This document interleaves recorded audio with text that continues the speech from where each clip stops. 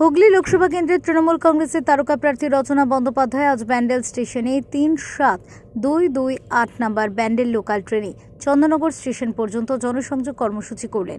রেলযাত্রীদের অভাব অভিযোগ শুনলেন এবং চন্দননগর স্টেশনে এসে সাংবাদিকদের মুখোমুখি হয়ে কি বলেছেন শোনাব। আমার ইচ্ছে ছিল যে সবসময় তো পথে ঘুরছি, একটু ট্রেন যাত্রীদের সঙ্গে দেখা করি, কারণ দেখো আমি যখন প্রচারে যাই, যারা দৈনন্দিন যাত্রা করে অন্যান্য জায়গায় যান কাজ করতে, তারা সবসময় আমার রোড শোতে আসতে পারেন না, সবার কাছে পৌঁছানো।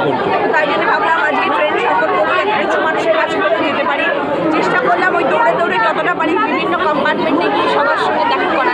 এটা আমার ইচ্ছে ছিল, তাই করলাম। সবার সঙ্গে অ্যাটলিস্ট তারাও তো নিত্য প্রয়োজনীয় যাত্রী, তাদের পাশেও তাদেরও ইচ্ছে করে দেখা করা, তাই তাদের কাছে দেখা করে।